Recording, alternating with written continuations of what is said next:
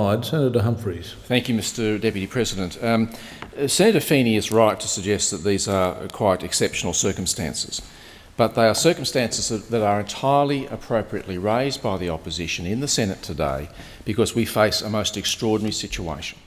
A situation where a very senior member, recently retired of the Australian Defence Force, General John Cantwell, has criticised very directly the Minister for Defence for not just his competency, but for the lack of respect that he has engendered from members of the Australian Defence Force.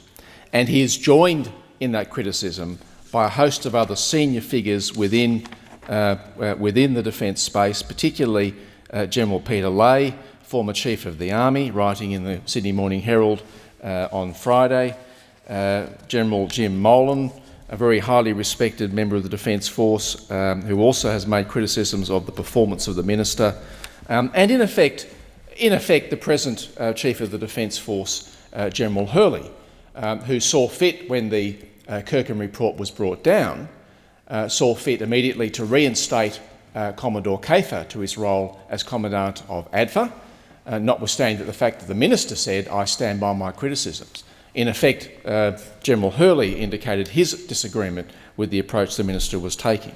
So we have here several key figures within the Defence Force, or at least recently part of the Defence Force, making criticisms, and the point the government needs to get, Mr Deputy President, which it obviously doesn't get to this point, the point it needs to get is that General Cantwell and General Lay and General Molan, and to the extent that I've attributed his remarks in the same direction, General Hurley, speak for the Defence Force.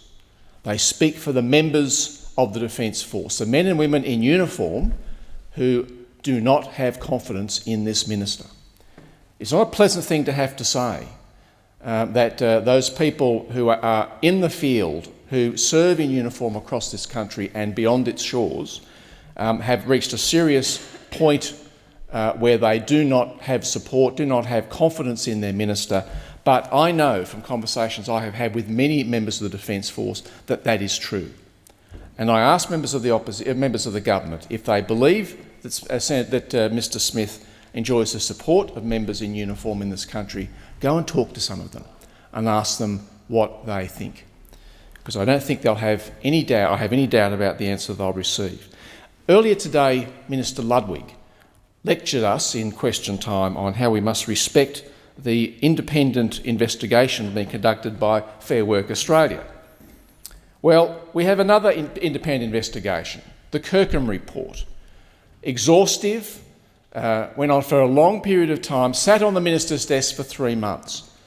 But the minister saw fit not to release that report, leaving the tarnish on Commodore Kafer's reputation while he did so, eventually releasing the report when it was obvious he wasn't going to get shifted out of the portfolio. He couldn't shovel this responsibility onto somebody else, so he decided he had to release it himself, a report which extensively exonerates Commodore Kafer in respect of the Skype affair. And where is the apology to Commodore Kafer?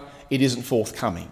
It's behaviour like that, Mr Deputy President, which so makes the minister on the nose within the Australian Defence Force.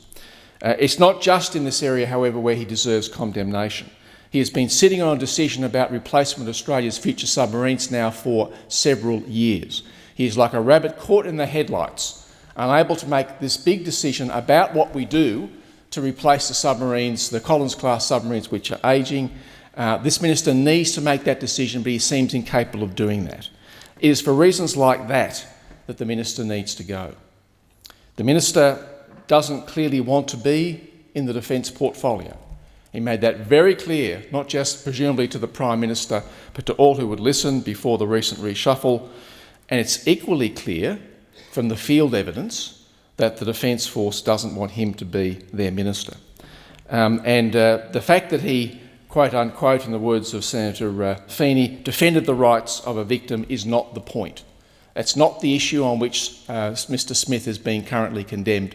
It's his failure to acknowledge he did the wrong thing in that process by Commodore Kafer, who handled himself well and dealt with the issue appropriately within ADFA and got no credit for it from the minister. That kind of behaviour simply can't be tolerated. That kind of behaviour has brought the minister to this low point, and he ought to read the signs and do something about it. Thank you, Senator Humphries.